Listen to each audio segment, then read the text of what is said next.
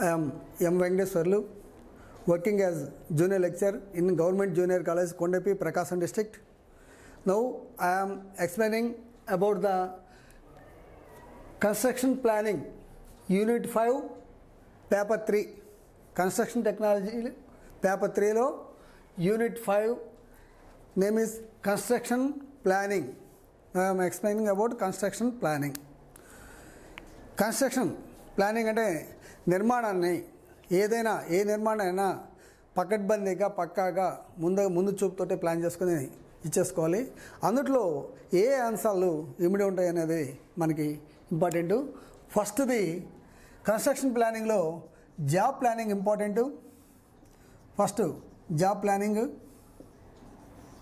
రెండోది technical planning,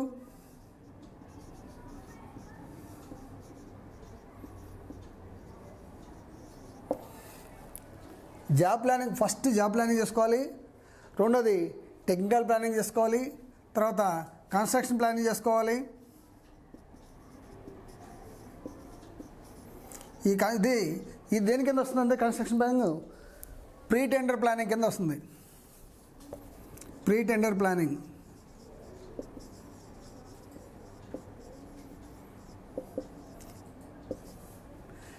ఇది pre tender planning అయిన తర్వాత కాంట్రాక్ట్ ప్లానింగ్.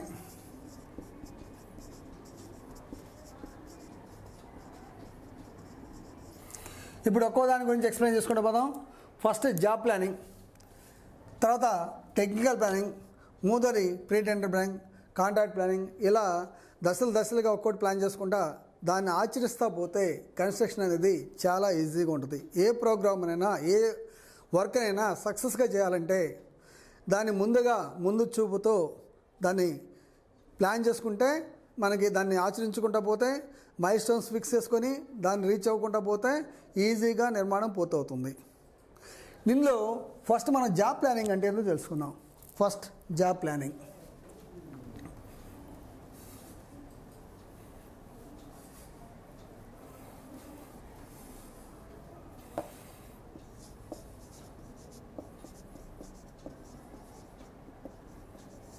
జాబ్ ప్లానింగ్ అంటే ఏంటి?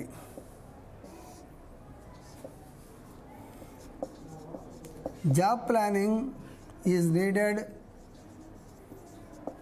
ఎప్పుడు అవసరం అయింది ఇది?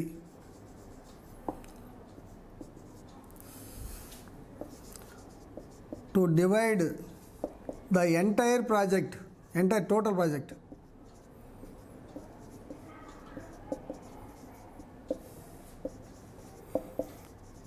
in sequence of construction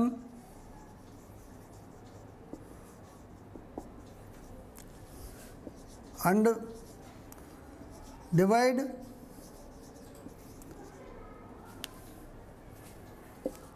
the operation of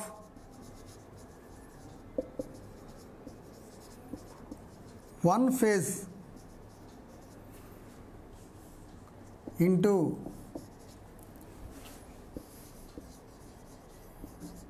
number of jobs.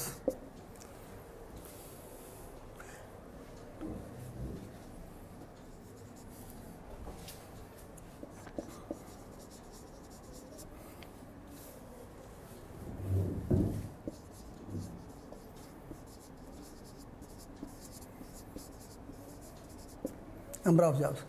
చూడండి, జాబ్ ప్లానింగ్ అనేది ఏంటంటే జాబ్ ప్లానింగ్ ఈజ్ నీడెడ్ ఎందుకు అవసరం అయింది?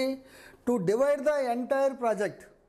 మొత్తం మనం ఒక ప్రాజెక్ట్ తీసుకున్నాము, ఒక నిర్మాణం ఏదో ఒక ఎడ్యుకేషనల్ ఇన్స్టిట్యూటే మొత్తం నిర్మాణం చేయాలనుకున్నాం, ఎడ్యుకేషనల్ ఇన్స్టిట్యూట్ని నిర్మిద్దాం అనుకున్నాం. ఆ నిర్మించాల్సిన ప్రాజెక్టు మొత్తాన్ని వరుస క్రమంలో సీక్వెన్స్లో నిర్మాణానికి వరుస క్రమంలో నంబర్ ఆఫ్ దశలుగా విభజించడం, ఫేజెస్ మీన్స్ దశలు, నంబర్ ఆఫ్ ఫేజెస్గా దశలుగా విభజించడం. మళ్ళీ ప్రతి దశలోని కార్యక్రమాలని నంబర్ ఆఫ్ జాబ్స్గా అంశాలుగా విడగొట్టుకుంటే, అంటే ఒక మొత్తం ప్రాజెక్ట్ని ఒక దశల కింద విడగొట్టి ఆ దశల్ని మళ్ళీ కొన్ని పాయింట్స్ కింద విడగొట్టుకుంటే ఒక్కోటి పూర్తి చేయడం అనేది మనకి చాలా ఈజీగా ఉంటుంది. టోటల్ జాబ్ ప్లానింగ్ ఎవరు ఎట్లా చేస్తే జాబ్ ప్లానింగ్ని బట్టే నీకు ప్రాజెక్ట్ పూర్తి అవుతుంది, త్వరగా పూర్తి అవుతుందా లేట్ అవుతుందా అనేది జాబ్ ప్లానింగ్లోనే టోటల్ మొత్తం ఇమిడి ఉంది. ఎప్పుడైతే జాబ్ ప్లానింగ్ పర్ఫెక్ట్గా ఉంటుందో ఆ కన్స్ట్రక్షన్ ఈజీగా మనకు పూర్తవుతుంది. జాబ్ ప్లానింగ్ అంటే అసలు ఏంటి ఈ జాబ్ ప్లానింగ్ ఎలా చేసుకోవాలి? Method of execution, method of execution అంటే పని ఏ విధంగా ఏ పద్ధతిలో పని చేయాలి, డ్యూరేషన్ ఆఫ్ టైం,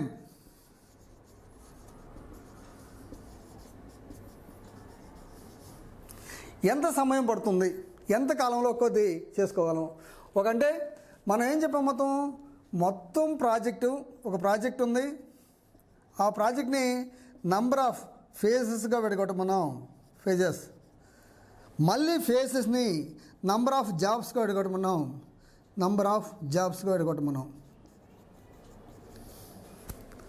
అంటే ప్రాజెక్ట్ మొత్తాన్ని ఫేజ్లు కట్టుకుంటే ఒక్కో ఫేజ్ని మళ్ళీ నంబర్ ఆఫ్ జాబ్స్ కట్టుకుంటే ఒక్కోటి పూర్తి చేసుకుంటూ వస్తే ఈజీగా కార్యక్రమం పూర్తవుతుంది. మన నిర్మాణ కార్యక్రమం అంతా కూడా సజావుగా సక్రమంగా ఇన్ టైంలో తక్కువ ఖర్చుతో పూర్తవుతుంది. ఇది చేయాలంటే జాబ్ ప్లానింగ్లో మెయిన్ అంశాలు ఏమున్నాయి? Method of execution of work అంటే ఏ పద్ధతిలో చేస్తే పని చేసే ఎగ్జిక్యూషన్ పని ఏ ఏ ఏ ఏ పద్ధతిలో జరగాలి.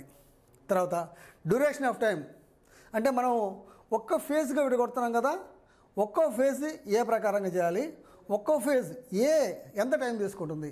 అంటే ఫేజెస్ అంటే మీరు ఫర్ ఎగ్జాంపుల్ బిల్డింగ్ కడుతున్నావు, ప్లింత్ లెవెల్ వరకు ఒక ఫేజ్, లెంటల్ వరకు ఒక ఫేజ్, రూఫ్ వరకు ఒక ఫేజ్, తర్వాత మెయిన్ ఫినిషింగ్స్ అంతా ఒక ఫేజ్, పెయింట్స్ చేయని ఇంకో ఫేజ్, అట్టా ఒక్కో ఫేజ్గా విడగొట్టాం, ఒక్కొక్క భాగంగా విడగొట్టాం.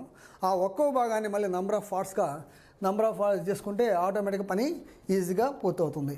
అంటే ఏ మెథడ్లో చేయాలి, దాన్ని ఏ సక్రంగా ఏ పద్ధతిలో. రెండోది వచ్చేసి ఎంత టైం పడుతుంది, ఒక్కో దానికి ఎంత టైం పడుతుంది. అట్లాగే ప్లానింగ్ ఆఫ్ రిసోర్సెస్, మూడోది వచ్చేసి ప్లానింగ్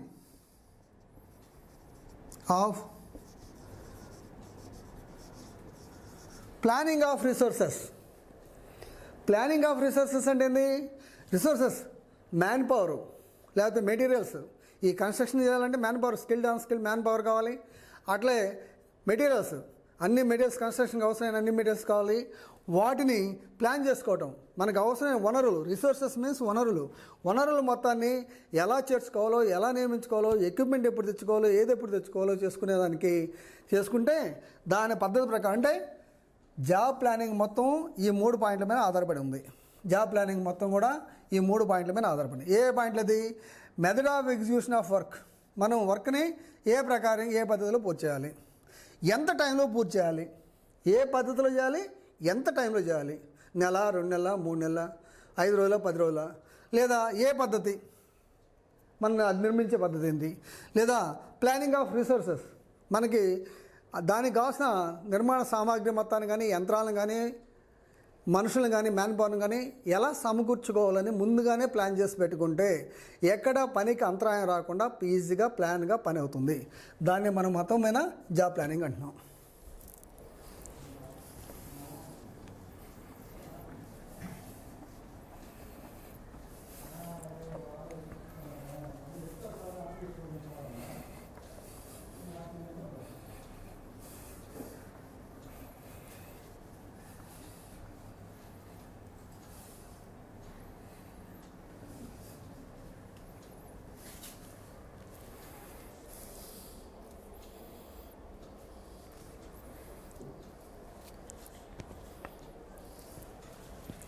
రెండోది technical planning.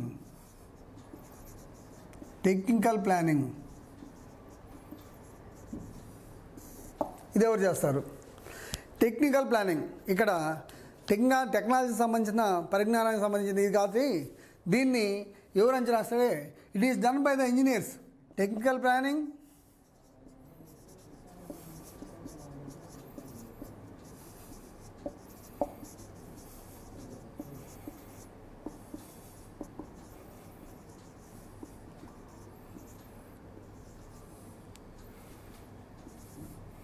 Done by the engineers. ఎందుకు? For execution of work, for economical execution of economical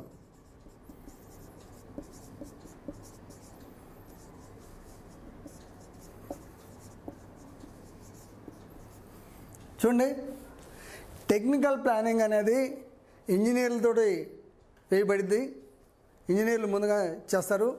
ఎందుకు? ఫర్ ఎకనామికల్ ఎగ్జిక్యూషన్, ఎకానమికల్ లాభదాయకంగా డబ్బు ఆదాయ విధంగా ప్లాన్ చేసుకోవాలంటే మనం ఏంటంటే జనరల్గా ఈ ప్లానింగ్లు అంటూ లేకుండా పోతే నిర్మాణ రంగంలో నిర్మాణ వ్యయము చాలా పెరిగిపోతూ ఉంటుంది. నిర్మాణ వ్యయం తగ్గించుకోవాలంటే ప్రాపర్గా ప్లానింగ్ చేసుకోవాలి. అందులో ఫస్ట్ జాబ్ ప్లానింగ్ చేసుకున్నాం, అయిపోయింది. రెండోది వచ్చేసి టెక్నికల్ ప్లానింగ్ వచ్చాం. Technical planning it is done by the engineers. ఎందుకు? For easy and economical construction, execution of construction. నిర్మాణ రంగాన్ని త్వరగా ఆదా చేసుకుంటూ డబ్బులు మిగిల్చుకుంటూ అంటే మొత్తం మిగులుతాయని కాదు, ఓ 10% మిగిలినట్టే కదా. నిర్మాణ రంగంలో 10% లాస్ట్కి వచ్చేకి చాలా ఇది కదా. అదేవిధంగా for easy and economical execution of work చేయాలంటే ఇది ఏం చేస్తాడు? ఈ డబ్బులు ఎకానమికల్గా ఎగ్జిక్యూట్ చేయాలంటే ఇంజనీర్ చేసే ప్లాన్ ఏంటంటే ప్రాపర్గా డిజైన్ చేసుకుంటాడు. ప్రాపర్ డిజైన్ చేసుకుంటాడు. డిజైన్ని ఫైనలైజ్ చేసుకుంటాడు. అట్నే ప్రిపరేషన్ ఆఫ్ డీటెయిల్డ్ ఎస్టిమేట్ చేసుకుంటాడు.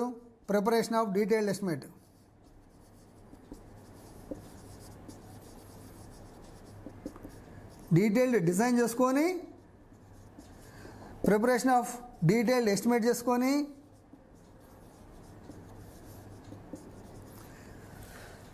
ప్రాపర్గా డిజైన్ చేసుకుంటాడు. ఏ డిజైన్ 2-3 రకాల డిజైన్ చేసుకున్న తర్వాత దాన్ని ఒకదాన్ని ఫైనలైజ్ చేసుకుంటాడు. సో ప్రిపరేషన్ ఆఫ్ డీటెయిల్డ్ ఈ డిజైన్ ఫైనలైజ్ అయిన తర్వాత డీటెయిల్డ్గా దాన్ని డిజైన్ చేసుకొని ఆ డీటెయిల్డ్గా ఎస్టిమేట్ చేసుకొని మొత్తాన్ని ప్రాపర్గా రన్నింగ్ చేస్తాడు. ఎప్పుడు ఇది ఎవరు చేస్తారు? ఇది జనరల్గా ఇంజనీర్ చేస్తాడు. టెక్నికల్ ప్లానింగ్ అనేది ఇంజనీర్ చేస్తాడు. ఎలా చేస్తాడు? మంచిగా డిజైన్ చేసుకుంటాడు. ఉన్న డిజైన్లో బెస్ట్ డిజైన్ సెలెక్ట్ చేసుకుంటాడు. Best method of execution select చేసుకుంటాడు. దాన్ని డీటెయిల్డ్గా ఎస్టిమేట్ చేసుకుంటాడు ఎంత అవుతుంది అనేది. దాన్ని ప్రాపర్గా time for complete of work, ఆ time to start the work and for completion of work. అంటే ఎప్పుడు పని మొదలు పెట్టాలి, ఎప్పుడు కంప్లీట్ చేయాలి. అట్లా ప్రాపర్ కోఆర్డినేషన్ ఒకదాని మీద ఒకటి కన్స్ట్రక్షన్లో ఎప్పుడు కూడా 2-3 మధ్య సమన్వయం ఉండాలి. ఈ సమన్వయం కూడా ఎవరు చేసుకుంటారు? ఎక్కువగా టెక్నికల్ ప్లానింగ్లోనే వస్తుంది. ఇప్పుడు ఇది పెట్టాలి, ఇప్పుడు డోర్స్ పెట్టాలి, ఇప్పుడు విండోస్ పెట్టాలి, లేకపోతే ఇప్పుడు బ్రిక్ మ్యాషనరీ చేయాలి, స్టోన్ మ్యాషనరీ చేయాలి, లేకపోతే ఇప్పుడు ప్లాస్టింగ్ చేయాలి, ఇప్పుడు పెయింటింగ్ చేయాలి, ఎలక్ట్రిసిటీ చేయాలి. ఇవన్నీ కూడా ప్రాపర్గా ప్లానింగ్ చేసుకుంటూ ఉంటే, ముందుగానే ప్లానింగ్ చేసుకుంటే మనకేమవుతుంది? అద్భుతంగా త్వరగా పూర్తవుతుంది, తక్కువ ఖర్చుతో పూర్తవుతుంది, ఈజీగా పూర్తవుతుంది. సో ఇప్పుడు మనం 2 గురించి డిస్కస్ చేసాం.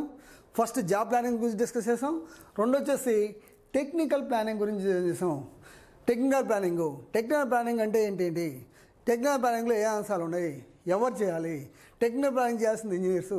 అందులో ఇమిడియట్ అంశాలు ఏంటి?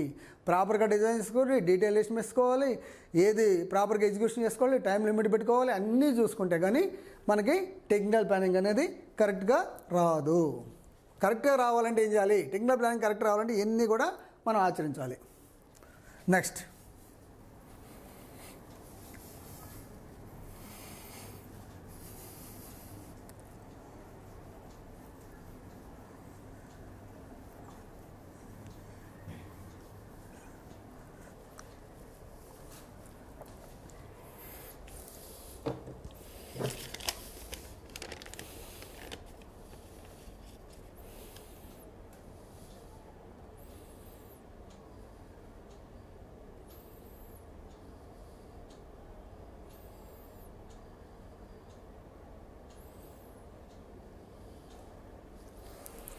మూడోది pre tender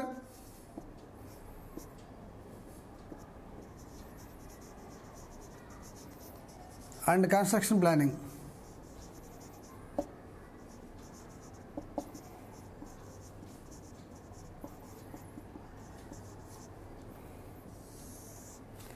pre tender and construction planning ఇది ఎవరు చేస్తారు?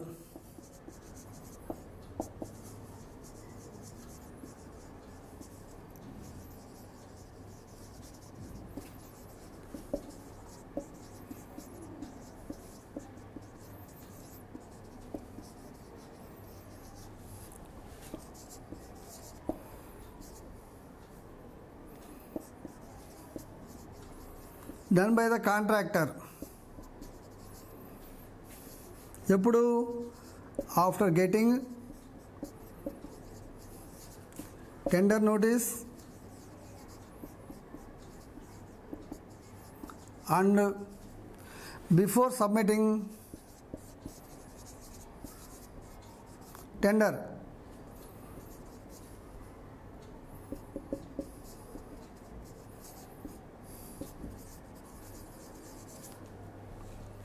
చూడండి, ఇందాక టెక్నికల్ ప్లానింగ్ ఇంజనీర్ చేస్తారని చెప్పాము. తర్వాత pre tender and construction planning. Pre tender and construction planning ముందుగానే, అంటే ప్రీ టెండర్ వేయక ముందు, pre tender and construction planning is done by the contractor. ఎవరు వేస్తారు? ఇది కాంట్రాక్టర్. ఏం చేస్తాడు? ఎప్పుడు చేస్తాడు? After getting tender notice. అంటే టెండర్ నోటీస్ అతనికి వచ్చిన తర్వాత టెండర్ సబ్మిట్ చేయబోయే ముందు, బిఫోర్ సబ్మిటింగ్ టెండర్. అంటే ఇప్పుడు ఒక వాటర్ ట్యాంక్ నిర్మించాలి, ఒక నీళ్ళ వాటర్ ట్యాంక్ నిర్మించాలి. పేపర్లో ప్రకటన ఇస్తారు, టెండర్ నోటీస్. పేపర్లో ఇచ్చే ప్రకటన మనం టెండర్ నోటీస్ అంటాం.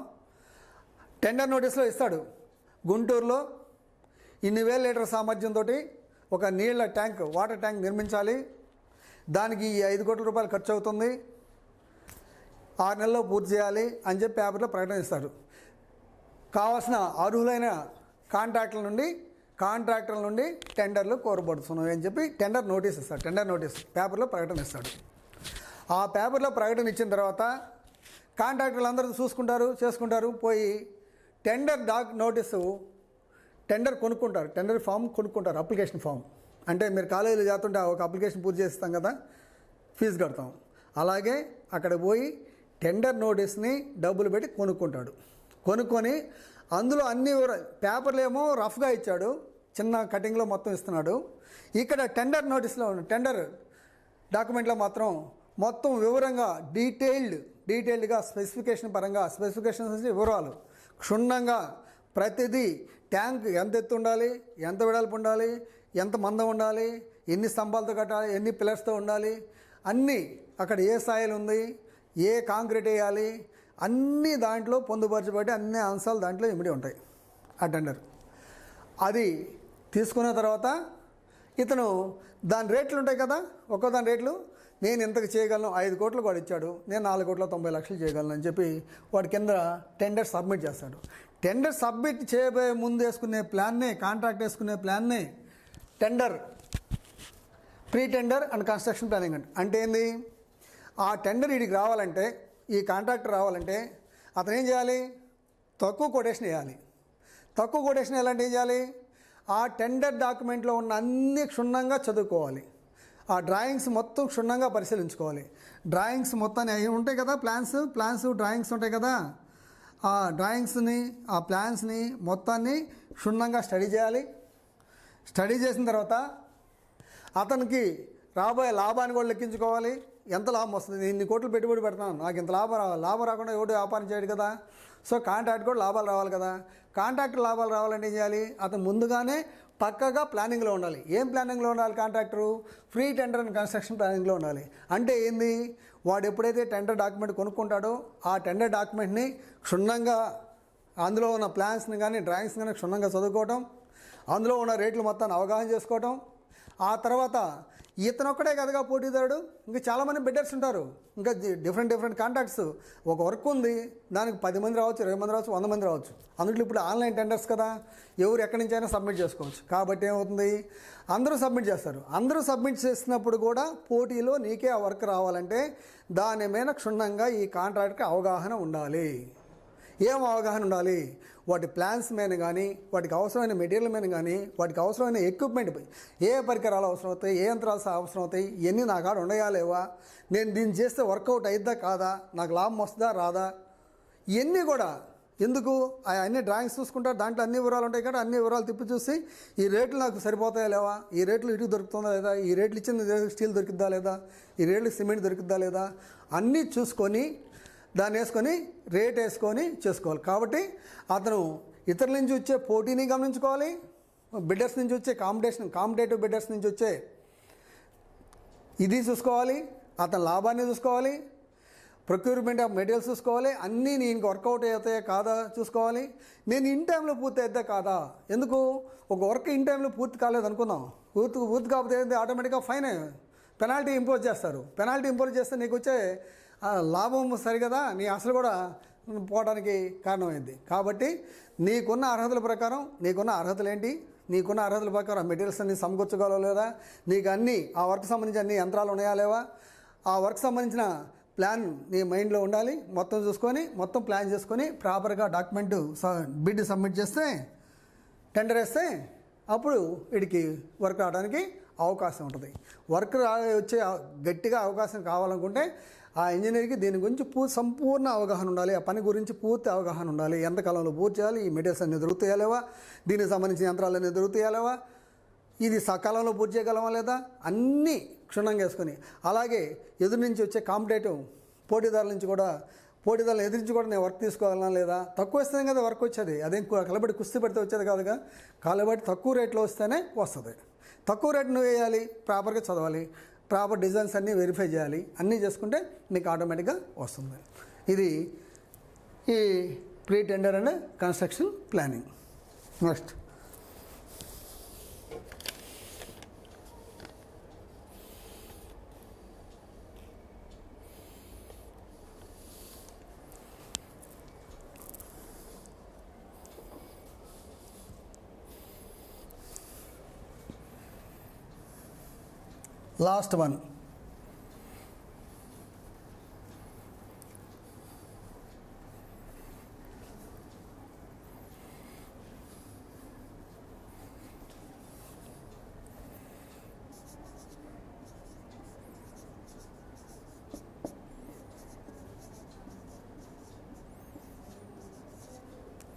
Last one, contract planning.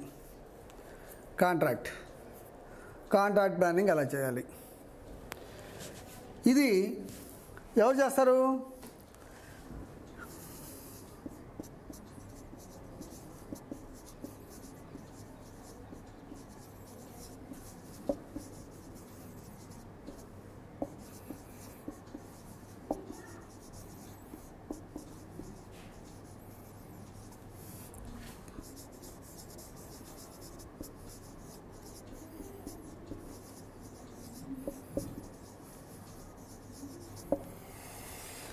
Contract planning is done by the contractor after getting tender.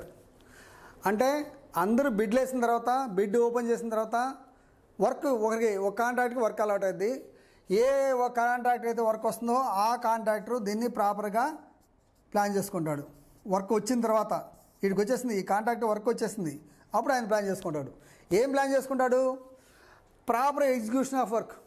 Execution అంటే పని జరగడానికి ప్రాపర్ మెథడ్స్ ఏంటి, ఏ పద్ధతులు అవలంబిస్తే మనం తొందరగా అవుతాం, ఉన్న 2-3 పద్ధతులు అవుతున్నాయి. అలాగే ఏమేమి మెటీరియల్స్ నీకు అవసరం అవుతాయి, రిసోర్స్ ఆఫ్ మెటీరియల్స్ ఏంటి, రిసోర్స్ ఆఫ్ మ్యాన్ పవర్ ఏంటి, మనుషులు ఎలా దొరుకుతారు, నీకు కావాల్సిన మేస్త్రులు ఎలా దొరుకుతారు, నీకు కావాల్సిన కూలీలు ఎలా దొరుకుతారు, నీకు కావాల్సిన కంకర ఎలా అగ్రిగేట్ ఎలా దొరుకుతుంది, నీకు కావాల్సిన శాండ్ ఎలా దొరుకుతుంది, స్టీల్ సిమెంట్ ఇవన్నీ ఎలా దొరుకుతాయి. అలాగే వచ్చిన లేబర్కి ఫెసిలిటీస్ ఏమేమి ఏర్పాటు చేస్తున్నావు, వాళ్ళకి ఫెసిలిటీస్ ఏర్పాటు చేస్తేనే కదా వాళ్ళు ఉండేది. సో వాళ్ళ లివింగ్ పర్పస్ కూడా టెంపరీగా షెడ్లు వేయాలి కదా. అలాగే నీ వర్క్ కూడా వర్షం వచ్చినా లేకపోతే ఇంకేమైనా వచ్చినా కూడా ఆగకుండా రన్నింగ్ కావాలంటే దాని చుట్టూ కూడా మనం ప్రాపర్ డ్రైనేజ్ సిస్టమ్ ప్రొవైడ్ చేసుకోవాలి. అలాగే ప్రాపర్ రోడ్స్ కూడా వేసుకోవాలి, కొన్ని అవసరమైన రోడ్స్ కూడా అప్రోచ్ రోడ్స్ కూడా వేసుకోవాలి. అప్రోచ్ రోడ్స్ వేసుకోవాలి, ప్రాపర్ వేసుకోవాలి. టెంపరీ హట్స్ వేసుకొని వాళ్ళకి లేబర్కి మనం అంటే అందులో ఎంప్లాయీస్కి మనం షెల్టర్ వేయాలి. చూడు, నీకు ఎప్పుడైతే వర్క్ వచ్చిందో వర్క్ సైట్కి వెళ్ళి ఆ ప్రాపర్గా డిజైన్స్ డ్రాయింగ్స్ అన్నీ తీసి ఏ ప్రకారంగా నువ్వు చేయాలో చూసుకొని ఏ పద్ధతి ప్రకారం కన్స్ట్రక్షన్ జరగాలి, అందులో ఎంతమంది మేస్త్రులు కావాలి వాళ్ళు ఏర్పాటు చేయాలా, అందులో ఏ మెటీరియల్ కావాలో వాటిని ఎట్లా ఏర్పాటు చేసుకోవాలి, ఇవన్నీ ప్రాపర్గా ప్రొక్యూర్ చేసుకోవటం సమకూర్చుకోవటం చేసే పని ఎవరు చేస్తాడు, కాంట్రాక్టర్ చేస్తాడు. ఎవరు చేస్తాడు, by the contract planning is done by the contractor. ఎవరు చేస్తారు, ఇది కాంట్రాక్టర్. అంటే కాంట్రాక్టు తనకు అనుకూలమైన పద్ధతిలో పని జరిపించుకోవడానికి, తనకు అవసరమైన మెటీరియల్ సమకూర్చుకోవడానికి అన్నిటినీ ప్లాన్ చేసుకొని వాళ్ళందరికీ వసతులు సమకూర్చేసి ఆ పని ఆగకుండా ఇన్ టైంలో ప్రాపర్ టైంలో ఎలాంటి పెనాల్టీస్ లేకుండా పని కంప్లీట్ చేసుకోవడానికి చేసుకునే ప్లానింగ్నే కాంట్రాక్ట్ ప్లానింగ్ అంటున్నాం. ఓకే, ఇప్పుడు టోటల్గా ఎన్ని ప్లానింగ్ గురించి మాట్లాడుకున్నాం మనం?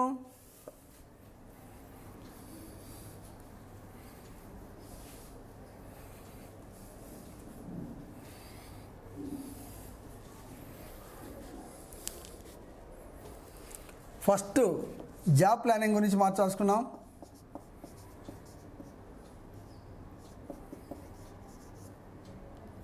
ఫస్ట్ మనం జాబ్ ప్లానింగ్ గురించి మాట్లాడుకున్నాం. జాబ్ ప్లానింగ్ లేనిది మొత్తం వర్క్ని నంబర్ ఆఫ్ ఫేజ్ల కింద విడగొట్టాలి. ఫేజ్ 1, ఫేజ్ 2, ఫేజ్ 3 ఇట్లా ఫేజ్కి విడగలం. మళ్ళీ ప్రతి పని నంబర్ ఆఫ్ జాబ్స్ కింద విడగొట్టుకోవాలి. నంబర్ ఆఫ్ జాబ్స్ ఒక ఫేజ్ని నంబర్ ఆఫ్ జాబ్స్ కింద విడగొట్టుకోవాలి. చూడు, మొత్తం వర్క్ ఫేజ్ల కింద డివైడ్ అయింది. 3 అంటే 3 అని కాదు, 5గా వేసుకో, 4 వేసుకో, ఎన్నైనా వేసుకో, నీ ఇష్టం. అంటే అక్కడ మనం చేసుకునే ప్లాన్ బట్టి ఉంటుంది. వర్క్ మొత్తాన్ని ఫేజ్ల కింద, దశల కింద విడగొట్టుకోవాలి. మొదటి దశ, రెండో దశ, మూడో దశ. ప్రతి దశని కూడా మళ్ళీ నంబర్ ఆఫ్ జాబ్స్ కింద విడగొట్టుకోవాలి. ఒక 5-6 రకాల జాబ్స్ కింద 2, 3, 4, 5 జాబ్స్ కింద విడగొట్టుకున్నాం అనుకో, తొందరగా ఇది వాడు చేయాలి, ఇది చేయాలి, ఇది చేయాలి అని చెప్పి తొందరగా పని పూర్తవుతుంది. సో ఇది జాబ్ ప్లానింగ్. జాబ్ ప్లానింగ్ అయిన తర్వాత, ఇది కంప్లీట్ అయిన తర్వాత రెండోది ఏం చేస్తాము? టెక్నికల్ ప్లానింగ్ చేస్తాము. Technical planning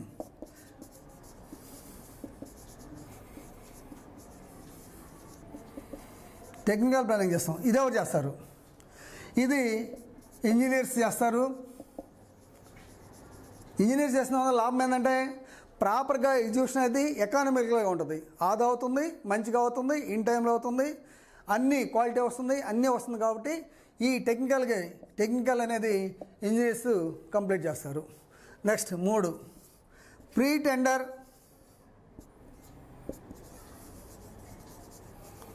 and construction planning.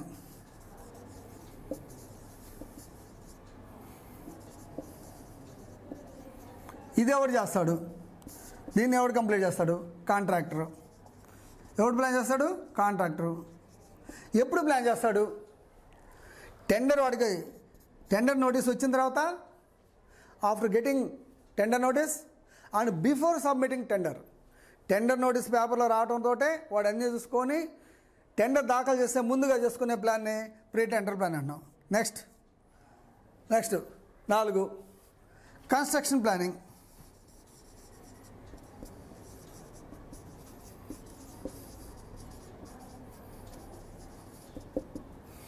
Next ఇది ఎవరు? This is also done by the contractor. ఇది కూడా కాంట్రాక్టర్ ప్లాన్ చేస్తాడు. ఎప్పుడు ప్లాన్ చేస్తాడు? దీనికి ఈ 2 కాంట్రాక్టరే. ఇది ఎప్పుడు చేస్తాడు? పేపర్లో ప్రకటన వచ్చి టెండర్ అతను తీసుకున్న తర్వాత మళ్ళీ టెండర్ బిడ్ దాఖలు చేసే ముందుగా చేసేది pre tender and construction planning.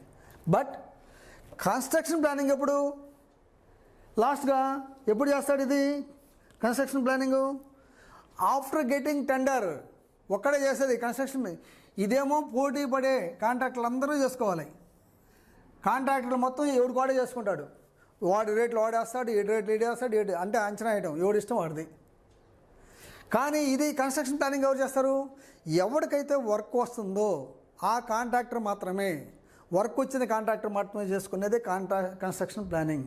Work వచ్చినప్పుడు మాత్రమే చేసుకుంటాడు. ఏం చేసుకుంటాడు?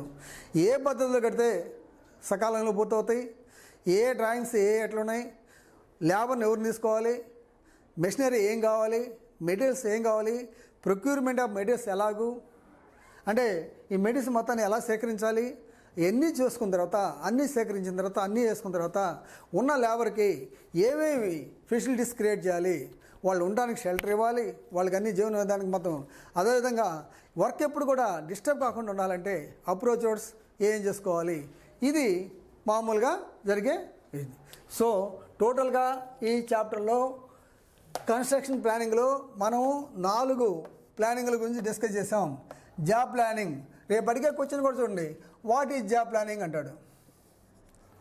What is job planning? అప్పుడు జాబ్ ప్లానింగ్ ఈజ్ నీడెడ్ ఎప్పుడు అవసరం అది to divide the sequence of construction of entire work into number of phases and each phase is again divided into number of jobs. తర్వాత what is technical planning? రెండో question. Technical planning is done by the engineers for proper economical execution of work. What is pre tender and construction planning?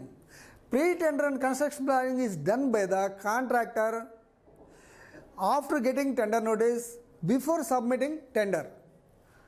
ఏం చేస్తాడు? అన్నీ చూసుకొని పోల్చుకొని competitive బిడ్డర్స్ని అందరినీ ఎంతమంది కాంట్రాక్ట్లు వేస్తున్నారు చూసుకొని వాళ్ళకి పోటీగా తక్కువ రేట్లో దాఖలు చేసుకొని టెండర్ తనకు వచ్చే విధంగా ప్లాన్ చేసుకుంటాడు. Next construction planning. Construction planning done by also by contractor. ఇది రెండు కాంట్రాక్టర్లే, కానీ ఇక్కడ అందరూ పోటీ బిడ్డింగ్ చేస్తే అందరూ దీన్ని ప్లాన్ చేసుకుంటారు. కానీ ఇక్కడ ఎవరు ప్లాన్ చేసుకుంటారు? Only one contractor. ఎవరైతే వర్క్ వచ్చిందో ఆ కాంట్రాక్టర్ మాత్రం చేసుకొని తన పనిని సక్రమంగా ఇన్ టైంలో పూర్తి చేసుకొని బయటకు వస్తారు కన్స్ట్రక్షన్లో. ఇది ఈ చాప్టర్ గురించి. Okay, thank you.